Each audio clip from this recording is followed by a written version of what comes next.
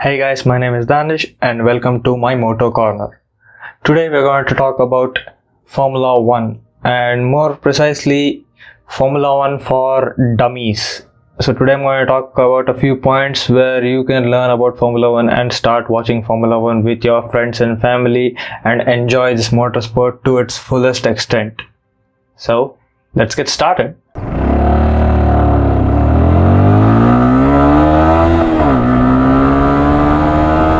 So what is Formula 1? So Formula 1 is a racing series at the top of the food chain in terms of all the racing championships that are there in the world right now, and this is the single-seater open-wheeled racing series, and there's basically no bodywork on the car, so it's just if you can imagine a go-kart with a big engine behind it and not a lot of driver aids. So who are in Formula 1? So Formula 1 is a team race with 10 teams competing against each other with 2 drivers in each team. So the 10 teams are here on this side. The top teams currently in this season are Mercedes, Red Bull, and that's it. And the middle teams are Ferrari, which is sad to see them there. Now let's talk about how the race weekend is structured. So the race weekend starts on a Thursday with the pre-race interviews with a few select drivers, and on Friday we have 2 practice sessions, FP1 and FP2, where the drivers can learn the track and see where all the markings are, where they start to brake and how the car feels, and set up the car for the race. So they do a lot of race simulations in these 2 sessions. And then coming to Friday, we have the final practice session, which is the FP3, in which the drivers concentrate on the qualifying pace and the qualifying setup of the vehicle and how the wheels and the surface feels and how to maximize everything of the car. Following this, we have the qualifying on Saturday, which is split into 3 parts: Q1, Q2 and Q3. So 20 people get into Q1, 15 go out. In Q2, 15 go in and 10 people go forward to Q3, where they fight it out for the final positions in the top 10. So in Q1 you see the most weakest cars go out, and Q1 is 18 minutes long, and the bottom 5 currently most of the time is Haas and Williams. In Q2 you see a lot more competition because the points which you get in the race are only for the top 10. So in Q2 everybody is fighting for position and getting into the top 10, and it is 15 minutes long. In Q3 it is 12 minutes long, and here all the top drivers go for the fastest tire and go for the fastest time because they can set lap records also. And Q3 is the most fun because there's the least amount of traffic on the track. Nobody is coming in front of each other, but there are always drama in these sessions, especially in Monza or any track that has a lot of slipstreaming effect, because then they become a traffic jam and a lot of mess happens. So it's a fun session. So qualifying is what you can enjoy a lot in an hour. Before we talk about the race, let's talk about the tire choices that the drivers have. So Pirelli comes with 3 choices for each race weekend, which is aptly named the hard, the medium and the soft. Actually there are 5 tires choices from C1 to C5, but for each weekend they bring in 3 and just name them the hardest, the softest and the medium. So the hardest gives you average grip and the longest life on the track. The medium gives you good grip, but it also compromises on the life of it. The softs give you the best grip, but they cannot stay on for long durations and for long laps. This also complicates stuff because of the Q2 driving tire rule. So any driver that puts his time in Q2 and goes to Q3 has to start on that tire they did in Q2. So most of the top players try to go for the medium tire in Q2 just to get into Q3, and they can use the medium tire in the race because they can stay out for longer before they stop for a new set of tires. Now talking about the race weekend, it's a simple affair where there are set number of laps and you just have to go from the start to the end. That's it. So if you're in the top 10, you get points from 25 points for P1 to 1 point on P10. I'll have the whole distribution right up above my head. And the fastest lap, and if you're in the top 10, if you have the fastest lap, you get 1 additional championship point. So in the race, it's not just a boring affair where people go in circles, because there are corners to handle, there are straights, there are going to be overtakes, and it's going to be a spicy thing there are going to be boring races, but a lot of the races will have some fun aspect to it. And the points matter a lot because there are two championships in the running, the drivers championship and the constructors championship. So drivers championship is for the points and individual driver scores throughout there, and the constructor is the amount of points the whole team, which means both the drivers combined score. And it's always a nail-biting thing, but most of the time the championship constructor will be wrapped up like 3 or 4 races before the end of the season, but the driver championship has gone to the final or the penultimate race of the season, which just makes it more and more exciting as the year goes by. Now, to keep the race as normal as possible, there are a few rules that people have to follow. One of the rules is the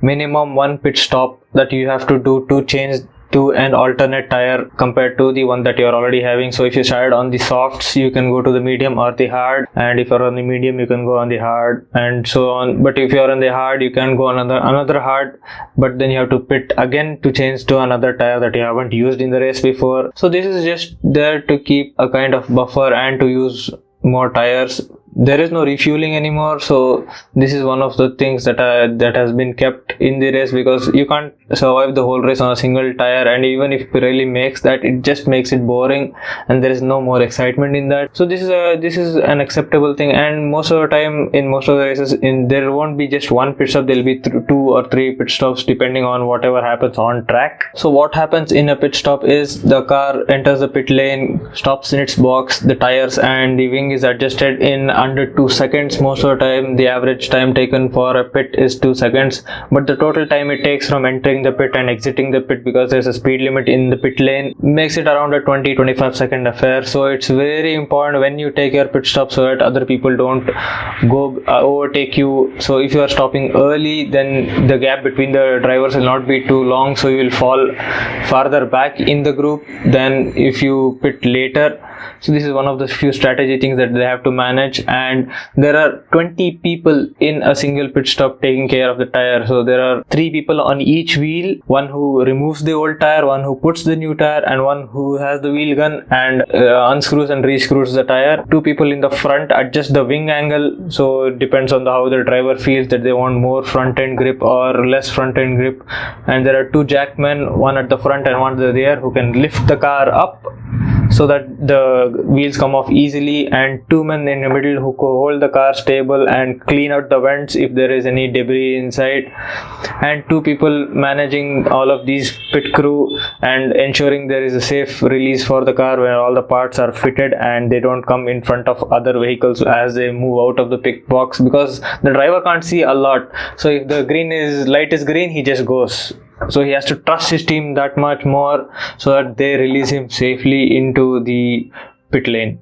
So the next point here is going to be about strategy. So this is where all the Q2 things come in, where the tire you choose in Q2 helps you a lot more in the race. And even with the pit stop, they can try to undercut or overcut their competitor. So undercutting is pitting a lap before them and then making up a few seconds of the difference in the race by a few seconds, just so when they pit they will come behind you, so you don't have to do any overtaking on track.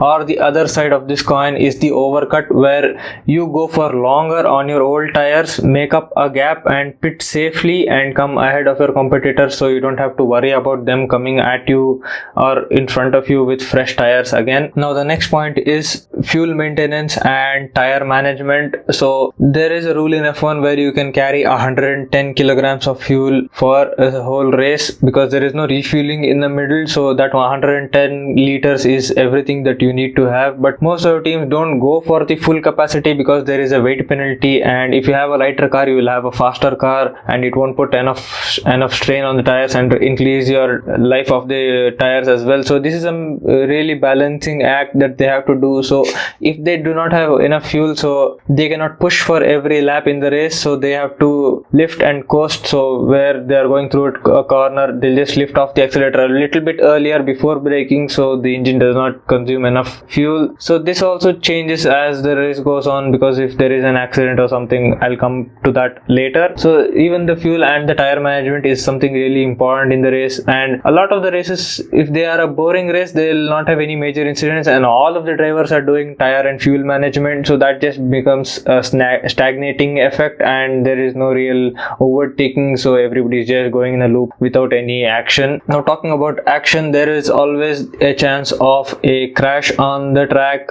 Somebody hits somebody else, somebody hits the wall, they go through the gravel trap and throw a lot of dust and stones on the track. So these are all cautions that they need to clear up. So in these cases, there is a safety car that comes out and holds the pack together where there is no overtaking, and takes them slowly across the track, and slow enough so that the marshals can take care of all the dust and debris and the dangers on the track. But if it's a bit too much, then they will pull out the red flag and everybody has to follow the safety car and stop in the pit lane, and the whole track will be empty and the marshals can go take care of stuff over there. So this has happened in a few races in Italy this year. So both Monza and Mugello had this, and both were a bit of an exciting mix because the strategy all goes out of the window and everything has to be readjusted to the current scenarios. But on the other side, if there is not too much of an issue and it's just a minor thing that needs to be taken care of, they'll either throw the yellow flag in that sector or do a full course yellow where all the cars have to slow down to 40% of their speed and no overtaking, so the marshals can go take care of this. And this happened in Sochi this year where they had to throw back a divider symbol back on the track. That was a 30-second full course yellow, but it happens and it's an option there.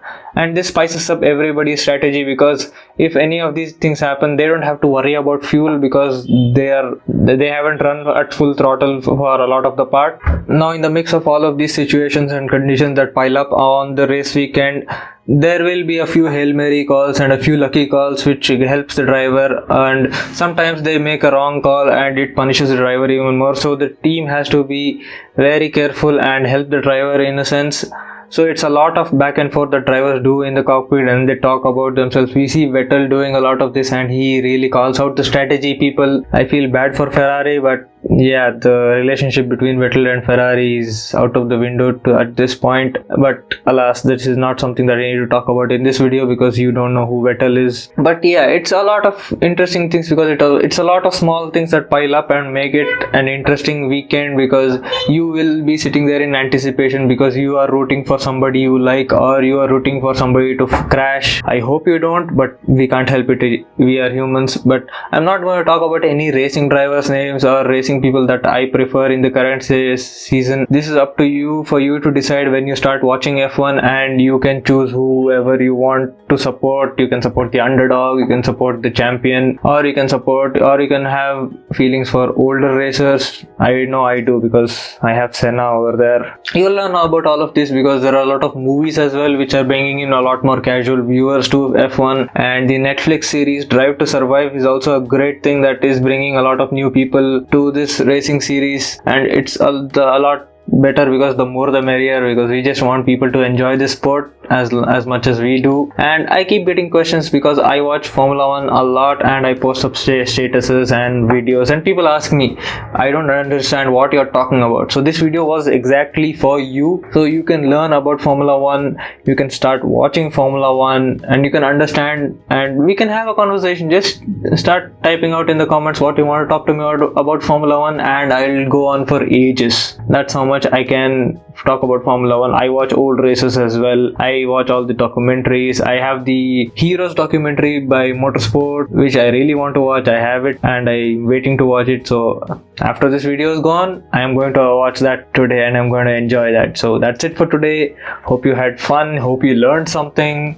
If I missed anything, type it down in the comments. Follow me on Instagram and Twitter and we'll have a conversation there. Give this video a like, get subscribed for more of my content. The F1 weekend is back again next week, so I'm going to cover that next week as usual.